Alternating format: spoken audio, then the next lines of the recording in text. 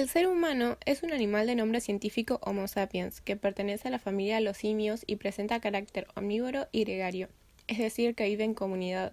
Actualmente destaca por ser capaz de realizar operaciones conceptuales y simbólicas complejas, además de tener la capacidad de razonar y pensar. Es importante destacar que el ser humano contiene genética, que es el estudio de la herencia. Básicamente estudia la manera y cómo cada rasgo de los individuos de una misma especie es transmitido o heredado. Es un proceso mediante el cual un progenitor le transmite ciertos genes a sus hijos. Los genes poseen un código genético que es la relación entre el codón y los aminoácidos, y permite que las células decodifiquen un ARN mensajero en una cadena de aminoácidos. La función del código genético es vital en la síntesis de proteínas, es decir, en la fabricación de los compuestos básicos elementales para la existencia de la vida como la comprendemos.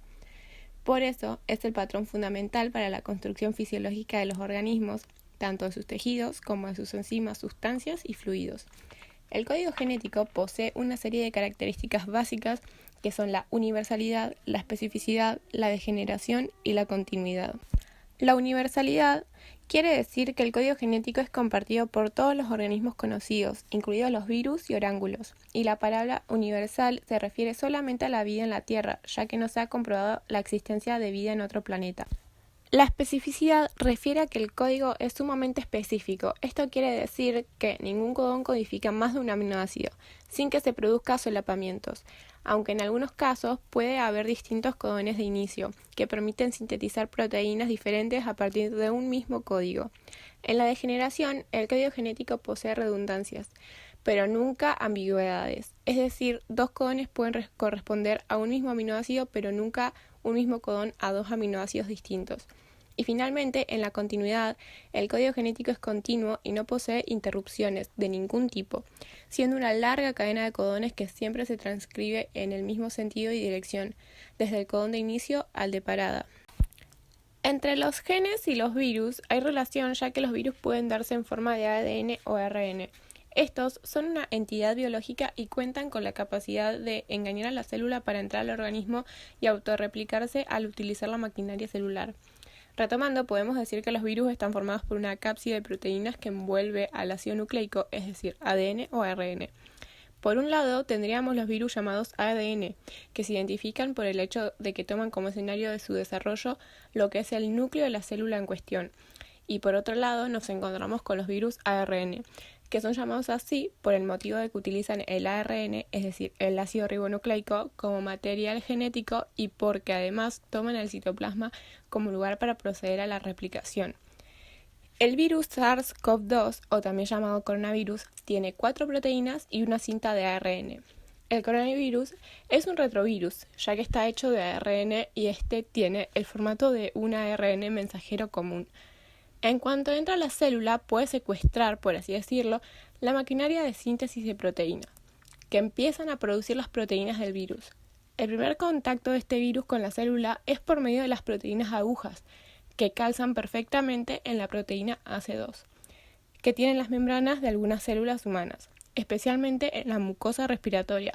El virus manipula después otra proteína de la membrana que corta la proteína aguja y genera un péptido de fusión, un canal para que el virión entre a la célula y libere su ARN.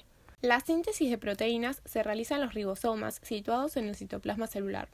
En el proceso de síntesis, los aminoácidos son transportados por ARN de transferencia correspondiente para cada aminoácido hasta el ARN mensajero, donde se unen en la posición adecuada para formar las nuevas proteínas. Esta síntesis consta de 3 procesos. En primer lugar, la replicación del ADN, que comienza siempre con una secuencia específica de nucleótidos, conocida como el origen de replicación. Y es el proceso donde la hebra del ADN se abre y comienzan a formarse 2 copias exactas del mismo.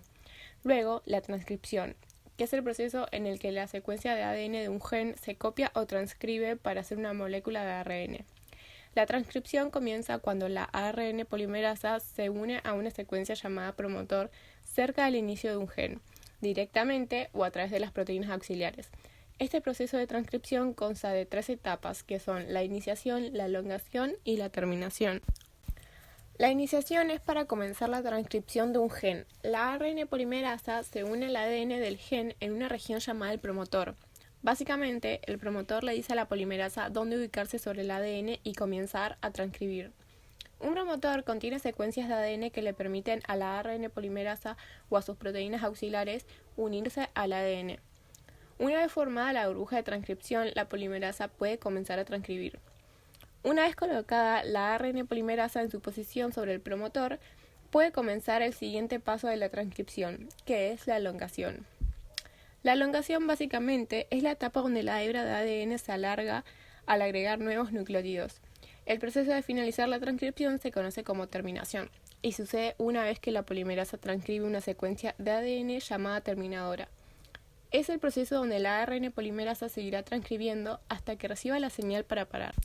Por último, después de la transcripción viene la traducción, que es el paso en el que el ARN es leído para conformar una cadena polipeptídica, que básicamente es una proteína pero de estructura muy lineal.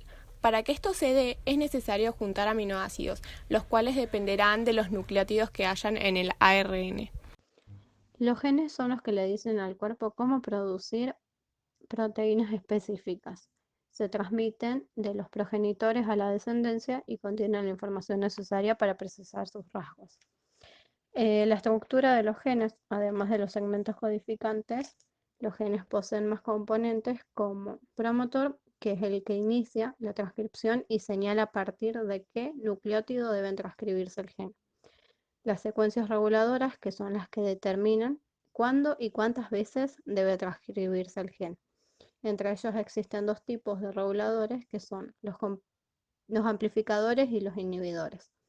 También está la secuencia de determinación, que es el tramo de ADN que marca la conclusión de la síntesis del ARN.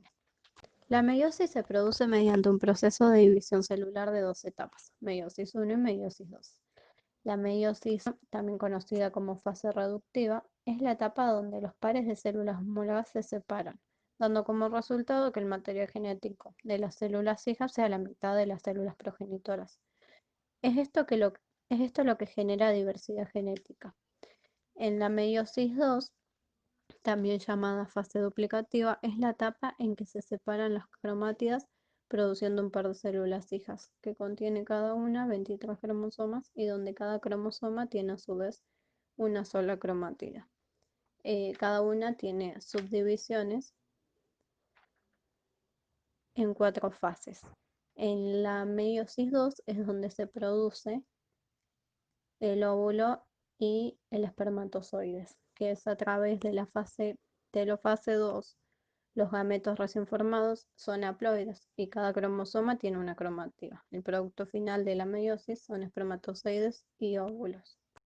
Bueno, podemos decir que el gen es la secuencia del ADN, incluyendo exones, intrones y regiones reguladoras no codificantes necesarias para la producción de una proteína funcional o ARN. El ADN se divide en niveles de organización o empaquetamiento.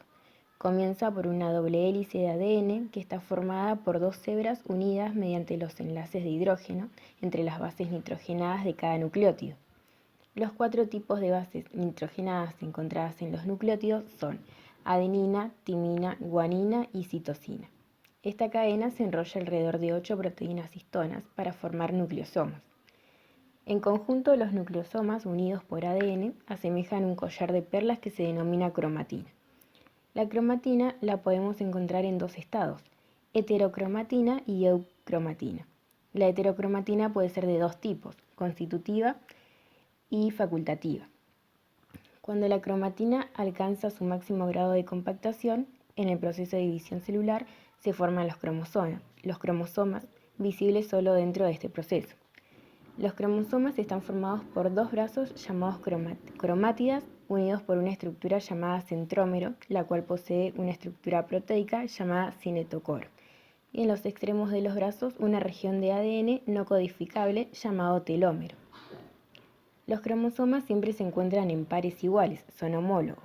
Por ejemplo, en el ser humano cada célula tiene 23 pares de cromosomas, o sea, contiene 46 cromosomas.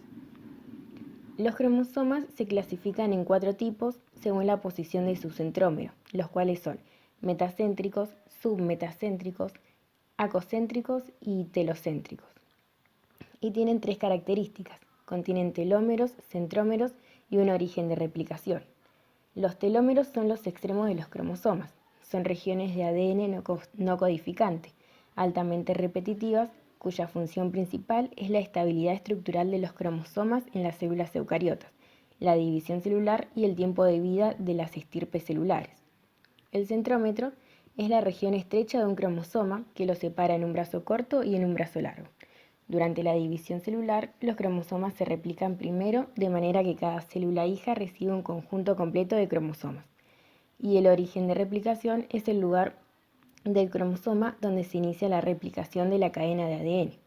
Se trata, por lo tanto, de una determinada secuencia de nucleótidos a partir de la cual se desarrolla la horquilla de replicación, que dará lugar a las dos cadenas idénticas de ADN. Además, la información del ADN también dirige la síntesis proteica y mediante una transcripción de una cadena molde de ADN obtenemos una de ARN. Este es el primer paso de la expresión génica, mediante el cual se transfiere la información contenida en la secuencia del ADN hacia la secuencia de aminoácidos que forman la proteína, utilizando diversos tipos de ARN como intermediarios. Existen tres tipos de ARN: mensajero, que es el ácido ribonucleico que transfiere el código genético procedente del ADN del núcleo celular a un ribosoma en el citoplasma, es decir, el que determina el orden en que se unirán los aminoácidos de una proteína y actúa como plantilla o patrón para la síntesis de dicha proteína. De transferencia es aquel que transfiere las moléculas de aminoácidos a los ribosomas, para posteriormente ordenarlos a lo largo de la molécula de ARN mensajero. Estos aminoácidos se unen por medio de enlaces peptídicos para formar proteínas durante el proceso de síntesis de proteínas.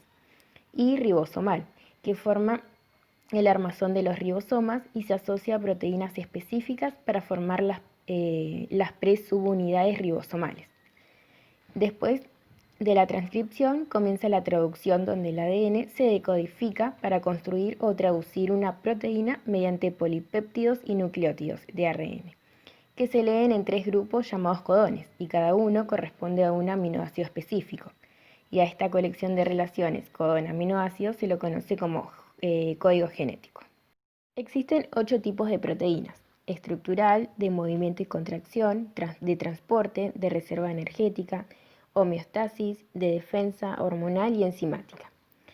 De estructural, forman estructuras capaces de soportar gran tensión continuada, como un tendón, un hueso o un cartílago. También pueden soportar tensión de forma intermitente, como la elastina de la piel o de un pulmón.